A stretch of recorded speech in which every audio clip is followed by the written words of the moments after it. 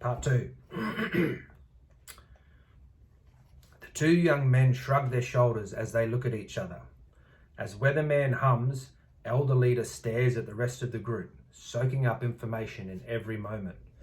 The hum helps Elder Leader to see every movement between the men.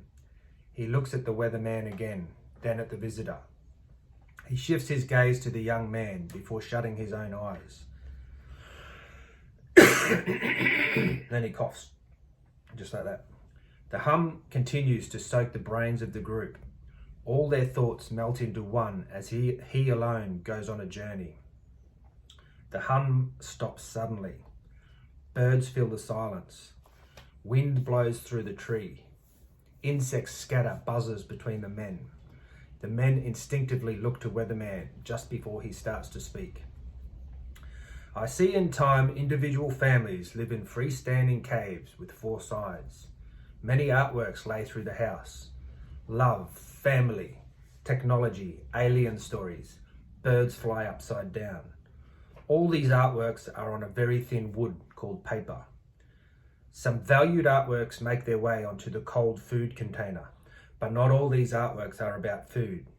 Usually the artworks reserved for this special place are wild attempts from the children to describe kinship and place relations.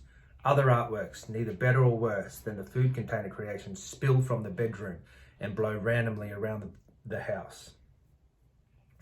It is not forbidden to make a very many of these artworks, but it is forbidden to draw them on walls.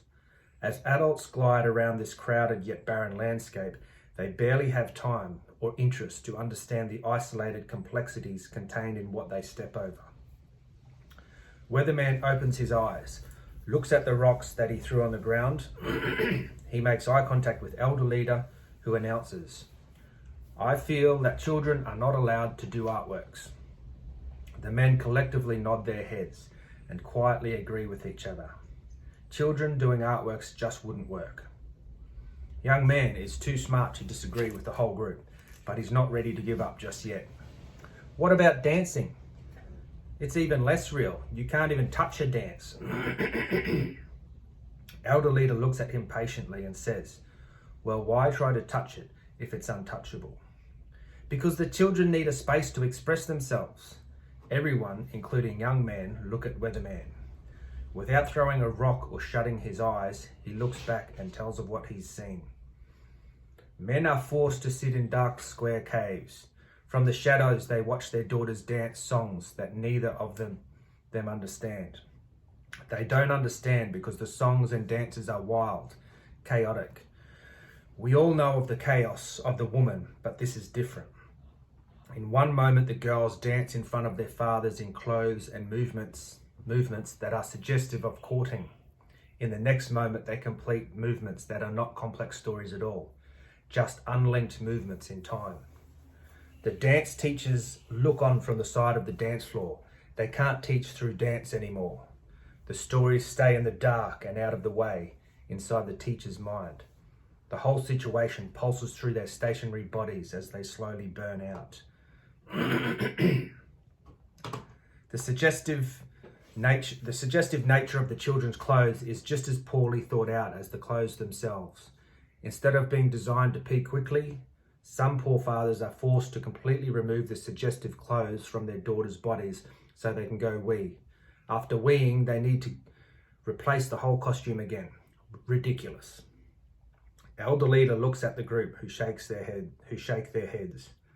They know that as he speaks from the heart, he speaks knowledge. Dance teachers are as important as young wild dancers' expression. So important that we call them dancers. Young man looks calm and defeated. He looks at the group and there's no support.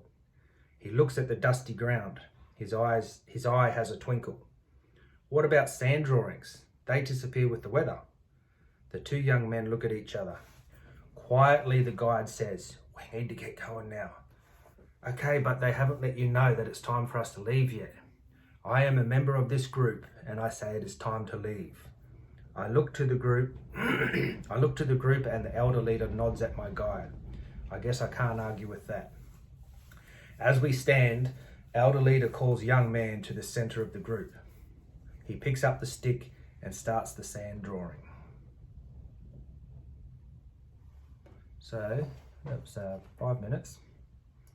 Yeah, anyway, I think there's a bit in there that I'm missing about introducing the sand drawing a bit quicker. Oh yeah, no, I did put it in there. What about sand drawings? They disappear with the weather. So there you go. I wouldn't mind some feedback on the story.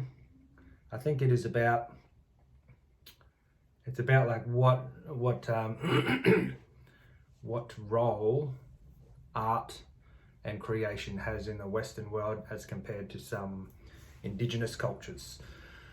I'm not saying that either one is right or wrong, but there's definitely a difference in, from what I know, in indigenous cultures there's like a lot more utility and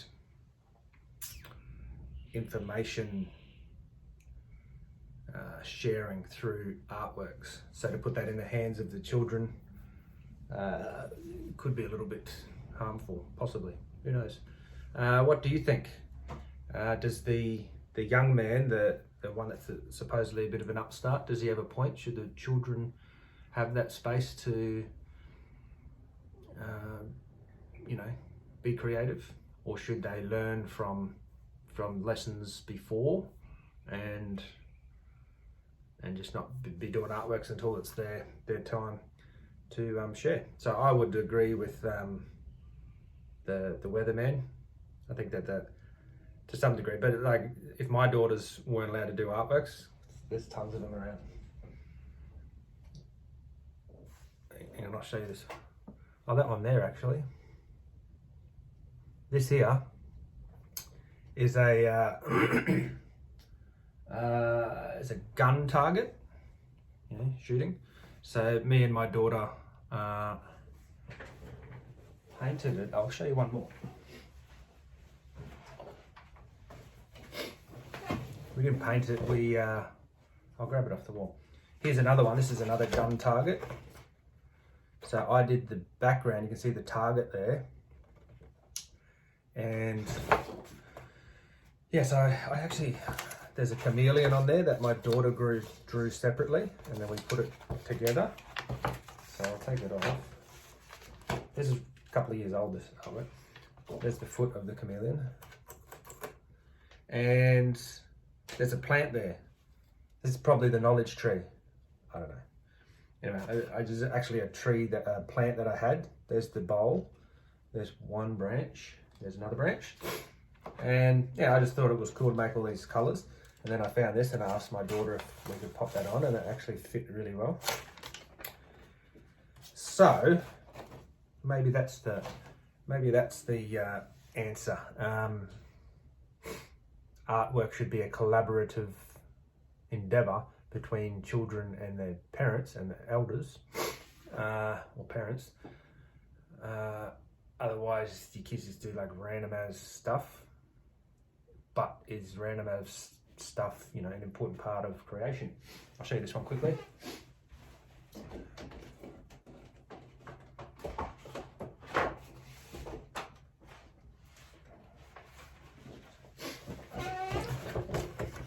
This is full of calligraphy, and what it says here is absolutely nothing. I just made up like a repetitive set of letters and I just put them in there. And that's something my daughter did, was a little donut. Yeah, so I haven't looked at this for years, but anyway, some more stuff that my kids did. And yeah, so what's the relation? I guess that's a new question. What's the relationship between kids and their parents and artwork?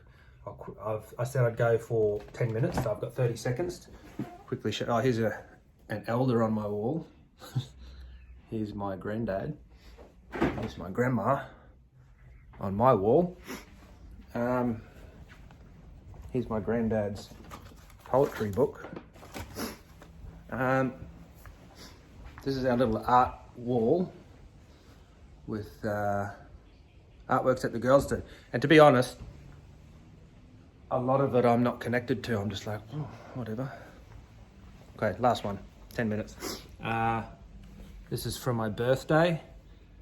Oh, this actually does have a really significant story. I'm not going to go into it, but that's my race car, and that's my race car as a cake.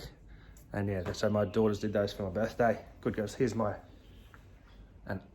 canvas painting of my race car. Anyway, lots of stuff on lots of walls. There's some more.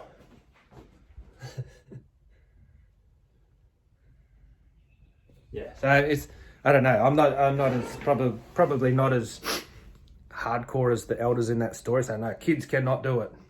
But part of me is a bit like, well, what the hell are they doing? And I'm a little bit that hardcore. So anyway, love to have some feedback on the story. I definitely need to work on my speaking skills. That'll come. Thanks for listening. Subscribe.